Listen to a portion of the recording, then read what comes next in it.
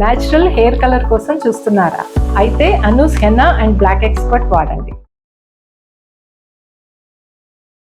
మహాభక్తుడు, మహాతపస్వి అయినటువంటి మృగశృంగుని వల్ల మరణించిన వాళ్ళు మళ్ళీ పునర్జీవితులైనటువంటి ముగ్గురు కన్యకలు తాము నరకలోకంలో ఏమేం చూసాము, ఎలాంటి బాధలు అనుభవిస్తాడు జీవుడు, దాన్ని ఎలా తప్పించుకోవాలి అనే విషయాన్ని ప్రజలందరికీ తెలియజేసిన విషయాన్ని దిలీప మహారాజుకి వశిష్ఠ మహర్షి తెలియజేశారు. అయితే ఇవన్నీ వినేసరికల్లా దిలీప మహారాజుకి చాలా అనుమానాలు వచ్చినాయి. మనకు కూడా వస్తాయి రకరకాల. ఒక కొత్త విషయం వినగానే మరి అలా అయితే ఇలా ఎందుకు కాకూడదు, ఇలా అయ్యాక అలా కూడా అవ్వచ్చు కదా, ఇలాంటి ప్రశ్నలు వస్తాయి. ఈయనకు కూడా వచ్చింది. నాకు ఇంకా మరికొన్ని సందేహాలు పడచూపుతున్నాయి. మీరు పూజ్యులు మరియు మహర్షులు కాబట్టి నా సందేహాలను తీర్చి పుణ్యం కట్టుకోండి అన్నాడు. అప్పుడు వశిష్ఠ మహర్షి సరేనన్నారు. ఓ మహర్షి, భూలోకమునకు యమలోకమునకు గల మధ్య దూరం ఎంత ఉంటుంది? మరణించిన ముగ్గురు కన్యలు ఈ స్వల్పకాలంలోనే యమలోకానికి పోయి వచ్చేశారా? జీవుడు ఎంతకాలంలో అక్కడికి వెళ్తాడు? ఇట్లాంటి విషయాలని నాకు వివరించండి అని అడిగాడు. మనకు కూడా వస్తాయి కదా డౌట్లు. చచ్చిపోయారు, మరుక్షణం వెళ్ళిపోయారు, మూడో రోజుకో ఏమిటో రెండో రోజుకో బాడీలు పాడైపోకుండా తిరిగి వచ్చేసి మళ్ళీ చక్కగా మాట్లాడడం మొదలుపెట్టారు చిలకల్లాగా. ఈ ఎంత టైంలో వీళ్ళు వెళ్తారు, ఎంత టైంలో వచ్చేసి ఉంటారు, అసలు ఏమిటి? మనకి అలాంటి డౌట్లు మామూలుగా ఎవరైనా మరణించినప్పుడు అట్లాంటి ఊహలు వస్తాయండి. ఇప్పుడు వీళ్ళు ఎక్కడున్నారు, ఏం చేస్తున్నారు, మళ్ళీ వస్తారా, మళ్ళీ మన ఇంట్లోనే పుడతారా, ఎన్ని అనుమానాలు వస్తాయోనండి. దానికి సమాధానం చెప్తున్నారు. వశిష్ఠుల వారు బదులిస్తూ చెప్పారు. మహారాజా, సర్వజనులు తెలుసుకోదగిన విషయం అడిగావు, సంతోషం. భక్తి మార్గమును మించింది మరొకటి లేదు. ఈ భక్తి మార్గం ఏమిటి, మనం ఎలా తెలుసుకోవాలి?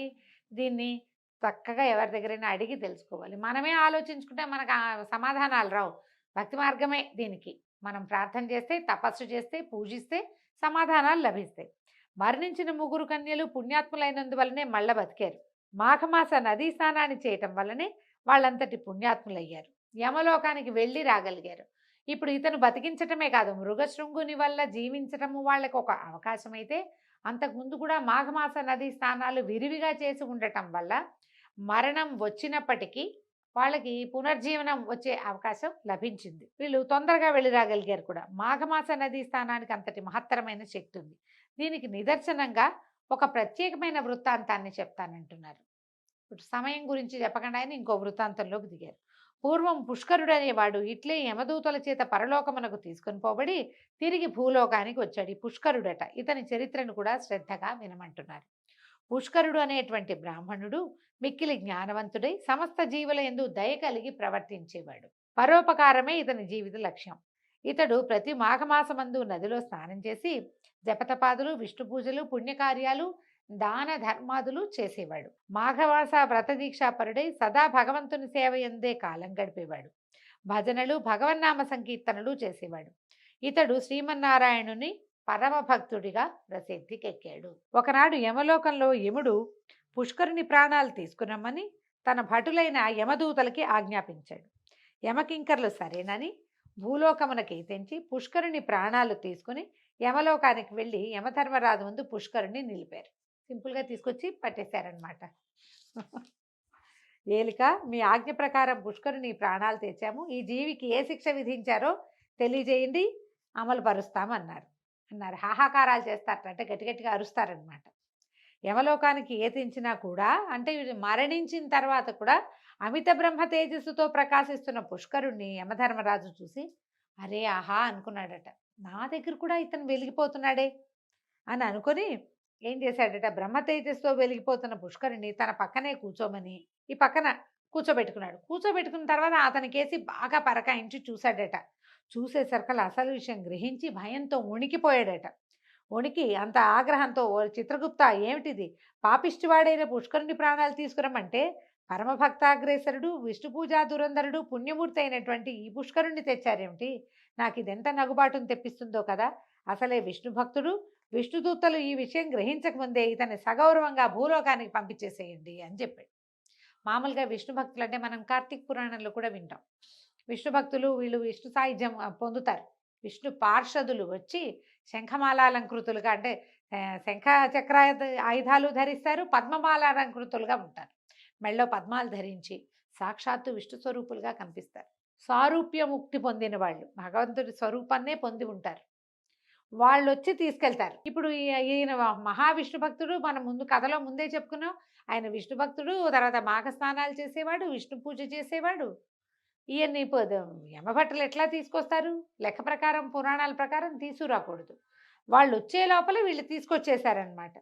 అమ్మో! ఇది నాకు చాలా నగుబాటును కలగజేస్తుంది. దీనివల్ల నేను తప్పు, ఇది మనం చేయకూడదని ఆయన గోల పెట్టేశాడనమాట. ఇతనితో ఏమంటే వాడెవడో ఉన్నాడు ఇంకొకడు. ఇంతకీ వాడెవడు?